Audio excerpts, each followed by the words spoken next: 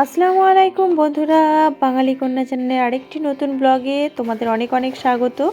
আশা করি তোমরা আল্লাহর রহমতে খুব খুব ভালো আছো, আর আমিও খুব খুব ভালো আছি। তো আজকে আমি সকাল সকাল চলে এলাম। আজকে উনুন পাড়ে, সকাল বলবো না, তো একটু দেরি হয়ে গেছে বলে ওই জন্য মানে রুমের সব কিছু ফেলে রেখে দিয়ে কিন্তু তারপরে আমি উনুনের কাজে চলে এসেছি। শুধুমাত্র বিছানাটাই তোলা হয়েছিল, তাছাড়া আর কোনো কাজই রুমের হয়নি। তো উনুনের আজকে চলে এসেছি, কারণ রান্নাবান্নাটা তাড়াতাড়ি বসাতে হবে সেই জন্য। তো উনুন পাড়ে এসে কিন্তু আগে আমি ভালো করে ছাইগুলো এই করশুলটা দিয়ে তুলে নিচ্ছি। ছাইগুলো তুলে নিয়ে ভালো করে সব ছাইগুলোকেই কিন্তু বের করা হয়ে গেছে। এরপর ভালো করে তুলে নিয়ে কিন্তু আমি ভালো করে ঝাড়ু দিয়ে ভালো করে ঝাড় দিয়ে দিচ্ছি। মানে যে ছাইয়ের গুঁড়োগুলো পড়েছিল সেগুলোকে কিন্তু উনুনের মধ্যে ফেলে দিলাম। এরপর আমি ভালো করে কিন্তু একদিকে উনুনটা ধরিয়ে নেবো। আজকে কিন্তু উনুনে কিন্তু একদিকের উনুনেই রান্না করব, কারণ আমি বাড়িতে কিন্তু যেহেতু একা আছি, বুঝতেই পারছো। কালকে বললাম না যে বোনের এঙ্গেজমেন্ট ছিল, কালকে এঙ্গেজমেন্টের ভিডিও দিয়েছি, তোমরা দেখেছো। তো এঙ্গেজমেন্ট ছিল বলে বাড়িতে কিন্তু আমাদের বাড়ির যে সদস্যরা কিন্তু অনেকেই বাড়িতে নেই, শুধুমাত্র আমি আছি। তো সেই জন্য এখন আমাকে একাকে সব কিছু সামলাতে হবে বলেই আমি কিন্তু একদিকের উনুনটা দিয়ে আজকে কাজ করব, কারণ দুদিকের উনুনটা ধরাবো না। দুদিকের উনুনটা ধরালে কিন্তু বসে অনেকটাই কিন্তু কাজের মানে সময়টা অনেকটাই চলে যাবে কাজে, কিন্তু অনেক ওই দিকের কাজগুলো কিন্তু সবই পড়ে থেকে যাবে। তো বেশ কিছুদিন ধরে বুঝতেই পারছো আমার কিন্তু অনেকটাই চাপ যাচ্ছে। এখন জোহানবাবু স্কুলে ভর্তি হয়েছে বলে কিন্তু আমি অনেকটা কিন্তু চাপে আর কি পড়ে গেছি। এমনিতেই আমাকে সব কিছু সামলাতে হতো, তো ব্যবসা, বাড়ি, তারপর ছেলে, সব কিছুই তো সংসার। তারপরে কিন্তু সময় করে কিন্তু তোমাদের জন্য একটু সময় বার করার চেষ্টা করতাম। তোমরাও তো আমার পরিবারের সদস্য। তো এখন কি হয়েছে বলো তো, এখন স্কুলে ভর্তি হয়েছি, সেই জন্য কিন্তু আমাকে অন্যরকমভাবে সময়টা কিন্তু বের করতে হচ্ছে। আর কেন, ছোটো দিনের বেলা বলে কিন্তু সময় একদমই হাতে পাচ্ছি না, খুবই চাপ হয়ে যাচ্ছে। তো আজকে যেহেতু একা আছি, আবার জোহানবাবু বাড়িতে আছে, তো জোহানবাবুর একটু শরীরটা খারাপ, জোহানবাবু বাড়িতে আছে, সেই জন্য স্কুলের চাপটা নেই। কিন্তু অন্যান্য দিকে কাজ আছে, সেই কাজগুলো আমাকে তো অবশ্যই কমপ্লিট করতে হবে না, সেই জন্য কিন্তু আমাকে এই উনুনেই রান্নাটা করে নিতে হবে। উনুনটা কিন্তু ভালোভাবে ধরে গেছে, দেখতে পাচ্ছ তোমরা। আর আমি কিন্তু যে বাঁশের কঞ্চিগুলো ছিল সেগুলোকে কিন্তু ভালো করে বেঁধে কিন্তু পরের দিনের জন্য রেখে দিলাম জোগাড় করে, কারণ পরের দিনে কিন্তু আবার কিভাবে কোথা থেকে পাবো না পাবো, কখন আনা হবে না হবে, সেই জন্য কিন্তু যেগুলো বেঁচে গেল সেগুলোকে রেখে দিলাম সাইড করে। এরপরে কিন্তু আমি ভাতের হাঁড়িটা বসিয়ে কিন্তু রান্নাটা চাপিয়ে দেবো। ভাতটাই কিন্তু আগে বসিয়ে নিচ্ছি, কারণ ভাতটা বসানো হয়ে গেলে কিন্তু তারপরে আমি অন্যান্য যে রান্নার তরকারি যেগুলো হবে সেগুলো কিন্তু করতে পারবো। আর ভাতটা কিন্তু একটু দেরি হয়, সেই জন্য ভাতটাই আগে করে নিতে হবে। এখানে কিন্তু হাঁড়িটা আমি বসিয়ে রেখে দিয়েছি। এরপর আমি কিন্তু ভালো করে পানিটা দিয়ে দিলাম হাঁড়িতে। এবার পানিটা গরম হয়ে গেলে কিন্তু তবেই আমি চাল দিতে পারবো, তার আগে কিন্তু আমি চালটা দিতে পারবো না, কারণ পানিটা একটু গরম হওয়া পর্যন্ত অপেক্ষা করতে হবে। আমি ঢাকা দিয়ে দিলাম। এরপর আমি এখানে যে সবজিগুলো কাটা আছে সেগুলোকে ভালো করে ধুয়ে নিচ্ছি। কেন বলো তো, সবজিগুলোকে ভালো করে না ধুয়ে নিলে আলু টালু যেগুলো পেঁয়াজ থাকবে সেগুলো কিন্তু কালো হয়ে যায়। তো এবার আমি এখন একদিকের উনুনে রান্না করবো, তো তাই একটু সবজিগুলোকে ধুয়ে আলাদা করে পানিটা ঝরতে দিয়ে দিলাম। এদিকে আমি রান্না করব পুঁই শাক আর ডাল, আর চিংড়ি মাছের তরকারি করব। চিংড়ি মাছ দিয়ে আলু টমেটোর তরকারি করব। চিংড়ি বলতে যেগুলো গলদা চিংড়ি হয় সেই চিংড়ি মাছ কিন্তু আমাদের এখানে বিক্রি করতে এসেছিলো, মানে গলদা চিংড়ির ছোটোটা, সেইটা কিন্তু নেওয়া হয়েছে। সেটাই কিন্তু আলু আর টমেটো দিয়ে তৈরি করব। তো এখানে আমি আলু আর পুঁই শাকটা ভালো করে বালতিতে পানি দিয়ে ধুয়ে নিলাম।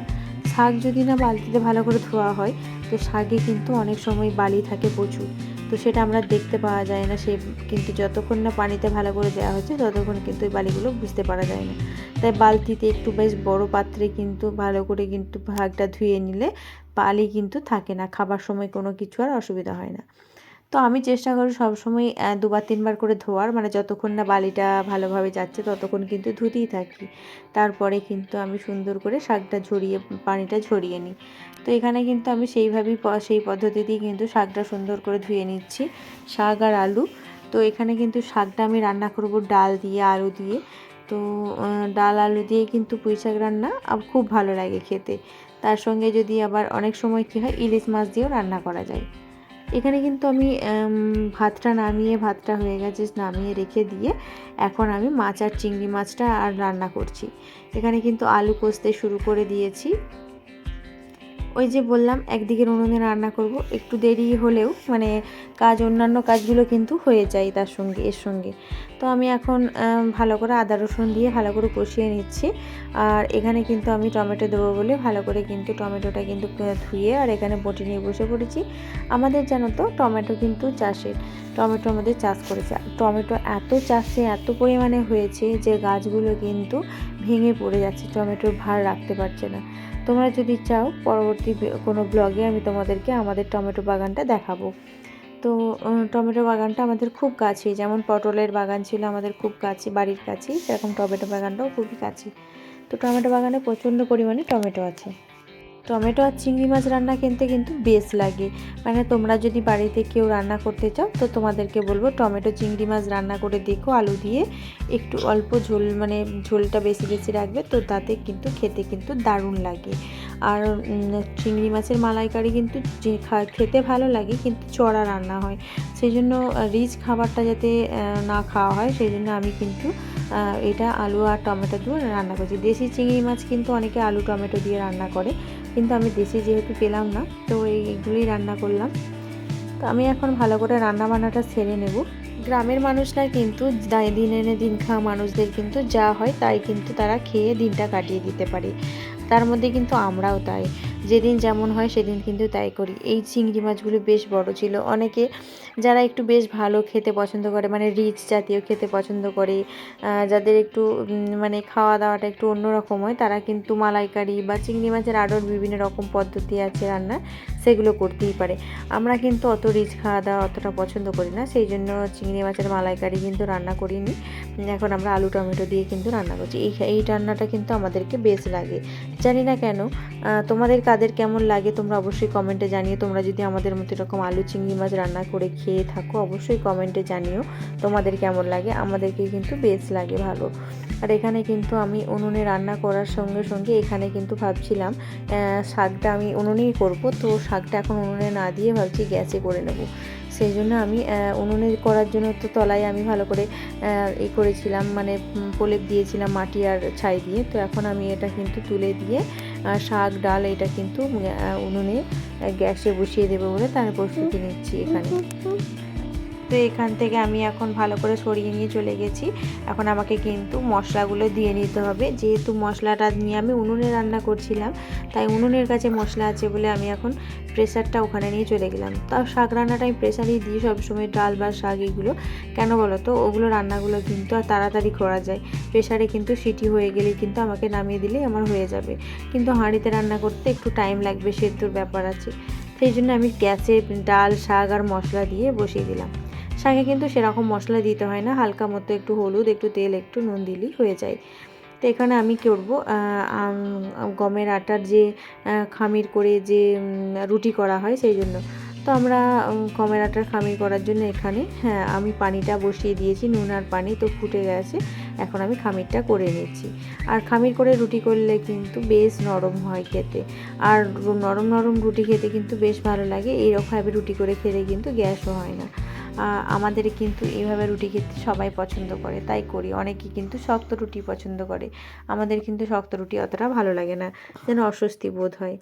এখন আমার রান্না বান্না হয়ে গেছে, আমি এখন কিন্তু উঠোনটা ঝাড় দিয়ে নেবো। মানে উঠোন আমাদের কিন্তু অনেকবার ঝাড় দেওয়া হয়, শুধুমাত্র দিনের মতো একবার নয়, 3বার 4বার উঠোনটা ঝাড় দেওয়া হয়। উঠোন না পরিষ্কার থাকলে কিন্তু আমাদের কিন্তু দেখতে ভালো লাগে না। উঠোন পরিষ্কার থাকলে কিন্তু বাড়ি ঘরদোর বেশ পরিষ্কার থাকে। আর উঠোনে কিন্তু যে যেরকমভাবে পারে মানে সমস্ত কিছু নোংরা ফেলে রাখে। তো আমি সব সময় চেষ্টা করি সেগুলোকে একটু পরিষ্কার পরিচ্ছন্ন করে রাখার। আমাদের বাড়িতে কিন্তু অনেক লোকজন, আমাদের ফ্যামিলি মেম্বার আছে, প্লাস তার সঙ্গে আমার কাকাদেরও, মানে 3টে শ্বশুরের যেহেতু একটা বাড়ি, 3টে বাড়ি, তো একসঙ্গেই যেহেতু সেই বাড়িগুলো, তাই সবাই সব রকম মানুষই কিন্তু এখানে থাকে। তাই যার যে প্রয়োজন হয় উঠোনে সে সেরকম করে, কিন্তু আমি চেষ্টা করি সবসময় উঠোনটা পরিষ্কার পরিচ্ছন্ন রাখার। তো এখন আমি ভালো করে ময়লাগুলোকে এক কাজে জড়ো করে দিচ্ছি ঝাড় দিয়ে। আর সবসময় পরিষ্কার পরিচ্ছন্ন ঘরদোর রাখলে কিন্তু যেমন দেখতেও ভালো লাগে, তেমন বাইরে থেকে কেউ এলে কিন্তু সুনামও করে, মানে বলবে পরিষ্কার পরিচ্ছন্ন আছে বেশ, ঘরদোরগুলো ভালো লাগে। আর এখানে কিন্তু আমি তোমাদেরকে আগেই বলেছিলাম যে দেখো, আমার কিন্তু সকালে কোনো কাজ না করে শুধুমাত্র বিছানাটা গুটিয়ে রেখেই চলে এসেছিলাম। তো আমি এখন একটু ফাঁকা পেয়েছি, সেই জন্য এখানে এসে আগে আমি আমার রুমটা পরিষ্কার করে নিচ্ছি। কেন বলো তো, এখন তো শীতের সময়, তাই অনেক রকম কাপড় চোপড় কিন্তু বেরিয়েছি। সোয়েটার, একটা মানুষের কিন্তু 2-3টে করে সোয়েটার, মাফলার কিন্তু বেরিয়েছে। যেহেতু হাজব্যান্ডকে সকালবেলা কাজে বেরোতে হয়, তো ওনার তো মানে 2টো করে সোয়েটার লাগেই, কারণ ফার্স্ট সকালে যখন বেরোয় তখন কিন্তু প্রচুর ঠান্ডা, সেই জন্য 2টো করে সোয়েটার লাগে। তো ওনার তো অনেক 2-3টে করে সেট আছে, তো ওনার এগুলো ভালো করে বাগাতে হয়। তারপরে এখানে কিন্তু নিজেদেরও আমাকে স্কুলে রোজকার নিয়ে যাওয়া নিয়ে আসা করতে হয়, নিজেদেরও বার করতে হয়েছে। জুহান বাবুর আছে, মানে পুরো ঘরটা কিন্তু এলোমেলো হয়েছিল। আর সারা সপ্তাহ ধরে সেভাবে কিন্তু আর গুছিয়ে উঠতে পারছি না, যেন প্রচণ্ড চাপে পড়ে গেছি। সেই জন্য এখন আমাকে আলাদা আলাদাভাবেই কিন্তু একটু সময় বের করে নিতে হচ্ছে। আবার বাড়িতে একা আছি, সেইগুলোও কিন্তু একটু চাপ হয়ে গেছে, সেই জন্য আমাকে একটু সময়টা বের করে নিতে হচ্ছে। বের করে আজকে যেহেতু একটু পেয়েছি, তাই এইগুলো কিন্তু একটু সুন্দর করে গোছগাছ করে নিচ্ছি। আর এদিকে কিন্তু জানালা ফানালা খোলাও ছিল, আর বেশ কিন্তু রোদও ঢুকছিল ঘরেতে। তো এখন আমি আলমারির মাথাটা একটু পরিষ্কার করে নেব, মানে বেশ কিছুদিন ধরে ভাবছি আলমারির মাথাটা একটু পরিষ্কার করি, সেভাবে পরিষ্কার করা হচ্ছে না। তো আজকে যেহেতু সময় পেয়েছি, তাই একটু পরিষ্কার করে নিচ্ছি। আর আমার আলমারির মাথাতে কিন্তু কত কি আছে দেখতে পাচ্ছ, কিন্তু একটাও জানো তো, ফেলার জিনিস কিছুই নয়। কোনটা ফেলি কোনটা রাখি কিছুই তো বুঝতে পারছি না, সবই তো প্রয়োজনীয় জিনিস। জোহানবাবুর খেলনা আছে, জোহানবাবুর বিস্কিট আছে, আমাদের প্রয়োজনীয় কিছু জিনিস আছে, এইগুলো ছাড়া আমার কিন্তু ফেলারও কিছু নেই। যে ফাঁকা করব সেই পজিশনটাও পাচ্ছি না। আর এদিকে আমার ড্রেসিংয়ের যে আলমারিটা আছে, তার মাথাতে কিন্তু শুধুমাত্র ব্যাগ আর নামাজের পাটি ছাড়া কিছু নেই। এদিকে কিন্তু আমার মাথাটা গোছানো হয়ে গেছে। এখন আমি কিন্তু এই যে সেলফটা আছে আমার বাড়ির দেওয়ালে, রুমের দেওয়ালে, তো সেই সেলফটা কিন্তু অনেকদিন ধরে নোংরা হয়েছিল, মানে বেশ কিছু অগোছালো অপ্রয়োজনীয় জিনিসও ছিল। সে মানে এখানকার মাল ওখানে, ওখানকার মাল এখানে হয়েছিল, সেগুলোকে কিন্তু একটু ঠিক করে নিচ্ছি। সেগুলোকে ঠিক করে না রাখলে কিন্তু বেশ সেলফটাও কিন্তু দেখতে অগোছালো লাগছিল। আর রুমের সব জিনিসটা কিন্তু যদি গুছিয়ে রাখা হয়, কোথায় কোন জিনিসটা থাকে মনে থাকে না। গুছিয়ে রাখলে, তার সঙ্গে সঙ্গে মনে রাখলে কিন্তু সময়ে যখন কাজের প্রয়োজন হয় তখন কিন্তু সেটা মনে পড়ে যায়। আর জানো তো, আর একটা সমস্যা আছে, আমার কিন্তু চট করে কোনো জিনিস মনে পড়ে না, সেই জন্য একটু অসুবিধা হয়। এখানে কিন্তু আমার টেবিলটাও দেখতে পাচ্ছ কীরকম অবস্থা হয়ে আছে, মানে প্রচণ্ড অগোছালো হয়ে আছে, মানে কোনো দিন এইভাবে রাখি না, এভাবে থাকে না। তো এখন একটু পজিশনটা খারাপ বলে কিন্তু রাখতে হচ্ছে। তো সেই জন্য এখন আজকে সময় পেয়েছি বলে একটু চেষ্টা করছি যাতে টেবিলটাও, মানে সব কিছুর সঙ্গে সঙ্গে যেন এগুলো গোছানো হয়ে যায়। গোছানোর তো চেষ্টা চলছে, এখন কতটা কি সফল হবে জানি না। আর আমার টেবিলে কিন্তু অনেক জিনিসপত্র আছে দেখতে পাচ্ছ, তো সেগুলোকে একটু ফাঁকা করে কিন্তু এখানে কিন্তু সরিয়ে রাখা হচ্ছে। আর ওটা হচ্ছে পিঙ্ক কালারের আমার জোহানবাবুর ওয়াটার বোতল। আর এখানে কিন্তু আমি ঝাড় দেওয়ার জন্য, বাড়ি ঘর দোর পরিষ্কার করার জন্য কিন্তু রেডি হয়ে গেছি, মানে ঝাঁটা ধরে ফেলেছি। আমার সব কিছু গোছানো হয়ে গেছে, এবার শুধু ঝাড় দেবার পালা। ঝাড় দিয়ে কিন্তু তারপরে কিন্তু আমার আদার্স যে কাজটা যেগুলো আছে সেগুলো কিন্তু সারার পালা। তো আমি এখন রুমটা আমার ভালো করে পরিষ্কার করে নিচ্ছি সুন্দর করে ঝাড় দিয়ে। তো এই পাশাপাশি যে রুমগুলো আছে সেগুলোও কিন্তু এখন পরিষ্কার করে ঝাড় দিয়ে নেব। তো যারা দূর দূরান্ত থেকে যারা কাছে আছে আমার, তারা যারা দেখছো আমার ভিডিওটা, তাদেরকে বলবো দেখতে দেখতে হয়তো আমাকে একটা লাইক করতে আর কমেন্ট করতে ভুলে গেছো, তারা অবশ্যই একটা লাইক আর কমেন্ট করে যেও। আর অবশ্যই যারা নতুন আছো তারা অবশ্যই আমাকে সাবস্ক্রাইব করে আমার পাশে থেকে ভালোবেসে আমাকে সাপোর্ট করে যেও সব সময়। তোমাদের ভালোবাসা আর সাপোর্ট না থাকলে কিন্তু আমি আমার জীবনের লক্ষ্যে পৌঁছাতে পারবো না। তোমরা কিন্তু ছোট বড় যারা আছো অবশ্যই আমাকে দোয়া করতে ভুলো না। আমাকে, আমার বাচ্চাকে, আমার হাজব্যান্ডকে, আমার পরিবারকে অবশ্যই কিন্তু তোমরা বেশি বেশি করে দোয়া করবে। তোমাদের দোয়া কিন্তু অনেক কাজে লাগবে আমাকে।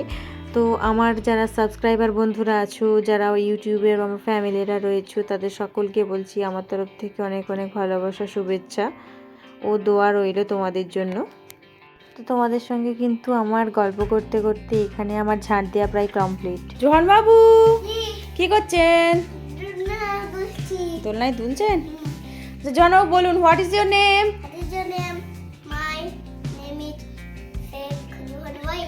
হ্যাঁ বাবা, গুড বাই গুড বাই, হাততালি দিন হাততালি দিন।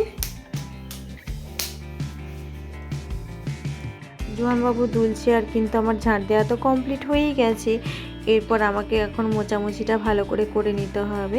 আর সুন্দর করে না মুছলে কিন্তু ঘরদোর খুবই এলোমেলো, অগোছালো আর অপরিষ্কার দেখতে লাগে। আমার কিন্তু এখন রুমগুলো খুব ভালোভাবে মোছা হয়ে গেছে। আর এখন কিন্তু আমি এদিকটা মুছছি, মানে ডাইনিংটা। তো এখানে জোহানবাবুর কিন্তু এখানে একটু লেগে গিয়েছিল, মানে আমার মোছার যে ডান্ডিটা সেটা লেগে গিয়েছিলো, হ্যান্ডেলটা। তো একটু কান্না করতে শুরু করে দিয়েছিল, আবার একটু বোঝাতে চুপ করে গেল। তো এখন আমি সুন্দর করে ভালো করে টিপে টিপে কিন্তু আমাকে এখন ঘরগুলো পরিষ্কার করে নিতে হচ্ছে, কারণ একটু তো ঝাড়ার পরে একটু তো ধুলো গেছে, আরও তো সাদা হয়ে গেছে। আবার যেহেতু শীতকাল, যেহেতু ধুলো তো একটু বেশ ভালোভাবেই জাঁকিয়ে বসেছে, সেগুলোকে পরিষ্কার করে নিতে হচ্ছে। আর সত্যি কথা বলতে কি, যে সময়ের অভাবে আমার এক দিন তো প্রায় বেজেই যাচ্ছিলো 4টে। তো আজকে কিন্তু একটু সকাল সকাল প্রায় হয়েই গেছে, সেই জন্য এখনও গোসল করানো হয়নি জোহানবাবুকে। তো ভালো করে মোছামুছি করে নেওয়ার পরে তবে কিন্তু গোসল করিয়ে আমি তবে অন্যভাবে মানে গোসল করে তারপরে কিন্তু খাওয়া দাওয়ার ব্যবস্থা করতে হবে। দুপুর হয়ে গেছে, প্রায় 1:30 বেজেই গেছে, কিন্তু তা একটু সকাল সকাল হয়েই গেছে আজকে। তো এখন আমার গেটের দিকটা প্রায় মোছা কমপ্লিট হয়েই এসেছে, দেখতে পাচ্ছ তোমরা। আর আজকের মতো এই পর্যন্ত, পরবর্তী কোনো ব্লগে তোমাদের সঙ্গে আবার দেখা হচ্ছে। খোদা হাফেজ, সাবধানে থেকো, ভালো থেকো।